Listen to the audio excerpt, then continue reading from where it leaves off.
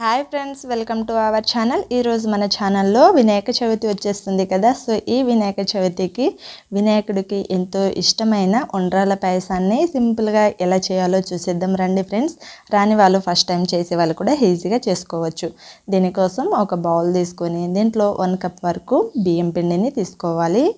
బియ్యం పిండిని కాస్త పొడి పిండి అయినా తీసుకోవచ్చు, లేక తడి పిండిని తీసుకుంటారండి చాలామంది. అయితే నేనైతే పొడి బియ్యం పిండిని వాడుతున్నాను. స్టవ్ మీద ఒక కడాయి పెట్టుకొని 1 కప్ ఏ కప్పుతో పిండి తీసుకున్నామో అదే కప్తో వాటర్ వేసుకొని దీంట్లో 2 టేబుల్ స్పూన్ షుగర్ని యాడ్ చేసుకొని 1 టేబుల్ స్పూన్ నెయ్యిని యాడ్ చేసుకొని బాగా మరిగించి వాటర్ని తీసుకోవాలి. ఇదే వాటర్ని ఈ పిండిలోకి యాడ్ చేసేసుకొని పిండిని సాఫ్ట్గా కలుపుకోవాలి. 1 కప్ బియ్యం పిండికి 1 కప్ వాటర్ పర్ఫెక్ట్ కొలతలతో సరిపోతుందండి. ఇలా వేడిగా ఉంటుంది కదా, స్పూన్తో బాగా కలిపి తీసుకోవాలి. ఇలా బాగా కలిపి తీసుకున్నాక పిండి కాస్త గోరువెచ్చగా ఉన్నాక ఇలా చపాతీ ముద్దలా సాఫ్ట్గా కలిపేసుకొని తీసుకోవాలి. ఇలా కలిపేసి తీసుకున్నాక దీంట్లో నుంచి కొంచెం చిన్న చిన్న పిండి ముద్దల్ని తీసుకొని మనకి కావాల్సిన సైజులో ఉండ్రాలన్నీ ప్రిపేర్ చేసి తీసుకోవాలి. చూడండి, మనం పిండి ముద్దని కావాల్సిన షేప్లో తీసుకోవాలి. నేనైతే ఈ షేప్లో తీసుకుంటున్నాను. ఇలాగే మనకి ఉన్న పిండిదే మొత్తం ఉండ్రాల్లా చేసి ఒక ప్లేట్ తీసుకొని ప్లేట్లో పక్కన పెట్టేసుకోవాలి. ఇలా కంప్లీట్గా చేసి తీసుకున్నాక దీంట్లో 4-5 తాలికలని కూడా ప్రిపేర్ చేసుకుంటే ఈ ఉండ్రాల పాయసంలో చాలా బాగుంటుంది. వినాయకుడికి ఇష్టం కూడా. నేనైతే ఈ తాలికలని 3 ప్రిపేర్ చేసుకున్నాను. మీరు కావాలంటే 5 ఎన్నైనా చేసుకోవచ్చు. సో ఇలా చేసి పక్కన పెట్టేసుకొని ఒక బౌల్ తీసుకొని దీంట్లో 1 టేబుల్ స్పూన్ బియ్యం పిండిని 1 టేబుల్ స్పూన్ షుగర్ని యాడ్ చేసి దీంట్లో కొన్ని వాటర్ని యాడ్ చేసుకొని మనం పిండిలో పాయసంలో కలపడానికి ప్రిపేర్ చేసి పెట్టుకుంటున్నాను. సో ఈ పిండిని మీరు కావాలంటే ముందుగా ప్రిపేర్ చేసిన పిండిలో నుంచి చిన్న పిండి ముద్దని తీసుకొని కూడా ఇలా ప్రిపేర్ చేసుకోవచ్చు. నేనైతే ఇలా ప్రిపేర్ చేసి పక్కన పెట్టేసుకుంటున్నాను. స్టవ్ మీద ఒక కడాయి పెట్టుకొని దీంట్లో 1 కప్ బియ్యం పిండికి 5 కప్పుల వాటర్ తీసుకుంటున్నానండి. ఈ కొలతలతో అయితే మనకి పర్ఫెక్ట్ మెజర్మెంట్ అనేది సరిపోతుంది.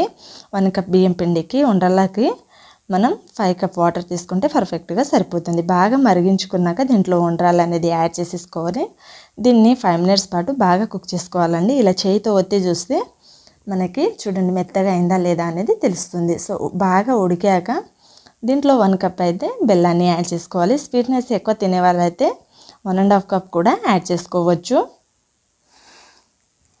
ఇలా 1.5 కప్ యాడ్ చేసేసుకొని ముందుగా కలిపి పెట్టుకున్న బియ్యం పిండి షుగర్ వాటర్ని దీంట్లోకి యాడ్ చేసేసుకోవాలి.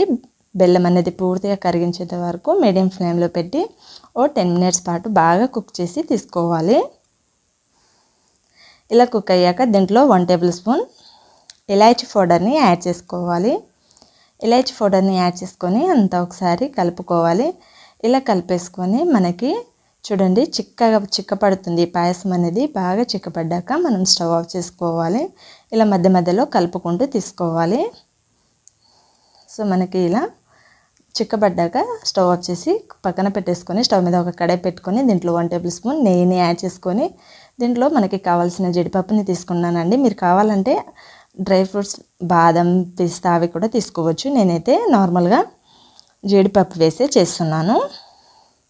నేతిలో జీడిపప్పుని ఫ్రై చేసుకొని దీంట్లో యాడ్ చేసేసుకోవాలి. దీంట్లో యాడ్ చేసుకొని కాస్త చల్లారిపోయాక గోరువెచ్చగా ఉన్నప్పుడు కాల్చి చల్లార్చిన పాలు కలుపుకొట్టి మీరు కావాలంటే పాలని కాస్త గ్యాస్ మీద లాస్ట్కి కూడా యాడ్ చేసేసుకోవచ్చు.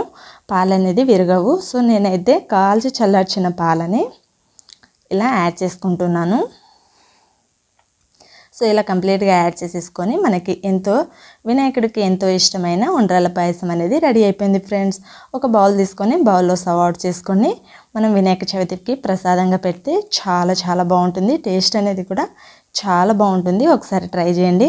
ట్రై చేశాక మీకు ఎలా కుదిరిందో నాతో కామెంట్ చేయండి. ఇలాంటి మరిన్ని రెసిపీస్ కోసం మన ఛానల్ని తప్పకుండా సబ్స్క్రైబ్ చేసుకోండి. వీడియో కనుక నచ్చితే ఒక లైక్ చేయండి. మీ ఫ్రెండ్స్కి రిలేటివ్స్కి అందరికీ షేర్ చేయండి ఫ్రెండ్స్. వీడియోకి ఒక లైక్ చేయండి. Thank you for watching.